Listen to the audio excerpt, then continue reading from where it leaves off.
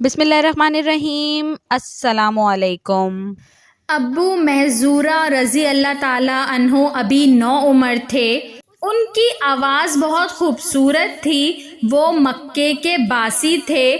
مکہ فتح ہو چکا تھا مگر ابھی تک وہ اسلام کی نیت سے محروم تھے۔ مکے کے دیگر نوجوانوں کی طرح وہ بھی بکریاں چرایا کرتے۔ ایک دن اپنے دوستوں کے ساتھ بکریاں چراتے ہوئے ایک وادی سے گزر رہے تھے۔ ادھر رسول اللہ صلی اللہ علیہ وآلہ وسلم بھی کسی جنگ میں شرکت کے لیے وہاں سے گزر رہے تھے۔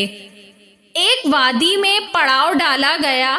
ظہر کی نماز کا وقت ہوا جاتا ہے۔ حضرت بلال رضی اللہ تعالیٰ عنہ کھڑے ہوئے اور بلند آواز میں اذان دینا شروع کی۔ حضرت بلال رضی اللہ تعالیٰ عنہ کی بلند آواز دوسری وادی میں بکریاں چراتے ہوئے ابو محذورہ رضی اللہ تعالیٰ عنہ نے سن لی۔ اس نے دل لگی کے طور پر اس کی نقل اتارنا شروع کر دی۔ اس کے دوسرے ساتھی خاموشی سے اس کی آواز سن رہے تھے۔ حضرت بلال رضی اللہ تعالیٰ عنہ اذان دیتے رہے اور ابو محذورہ رضی اللہ تعالیٰ عنہ اس کی نقل اتارتے رہے۔ انداز میں تمسخر تھا مگر آواز غضب کی تھی۔ پھر ابو محذورہ رضی اللہ تعالیٰ عنہ کی قسمت جاگ اٹھی۔ اس کی خوبصورت آواز کو سرور کائنات صلی اللہ علیہ وآلہ وسلم نے سماعت فرمایا۔ آواز اچھی لگی۔ اذان ختم ہوئی تو حضرت علی اور حضرت زبیر رضی اللہ تعالیٰ عنہ کو حکم دیا کہ اس اذان دینے والے کو لے آئیں۔ وہ پہاڑ کے پیچھے گئے، نوجوان کو پکڑا اور انہیں رسول اللہ صلی اللہ علیہ وآلہ وسلم کے پاس لے کر آئے۔ آپ صلی اللہ علیہ وآلہ وسلم نے پوچھا، تم میں سے ابھی کس نے اذان دی؟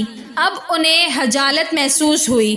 ایک دوسرے کی طرف دیکھنے لگے کہ وہ تو تمسخرانہ طور پر اذان دے رہے تھے۔ آپ صلی اللہ علیہ وآلہ وسلم نے ایک کو فرمایا، تم اذان دو۔ اس نے اذان کہنا شروع کی تو اس کی آواز خوبصورت نہ تھی۔ اب دوسرے کو اشارہ ہوا، اس کی بھی آواز خوبصورت نہ تھی۔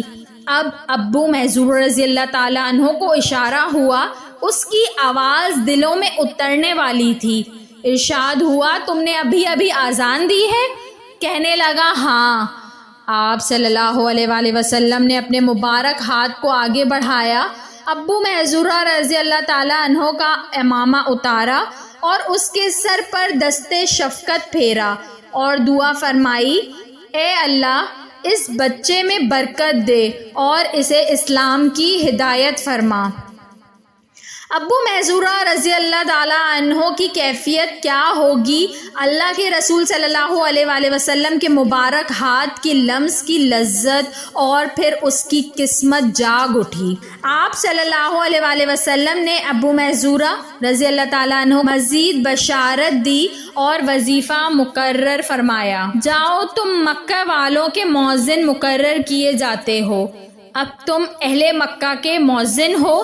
مکہ مکرمہ میں کم و بیش 300 سال تک ابو محذورہ رضی اللہ تعالیٰ عنہ کی اولاد بطور مؤذن اذان دیتی رہی۔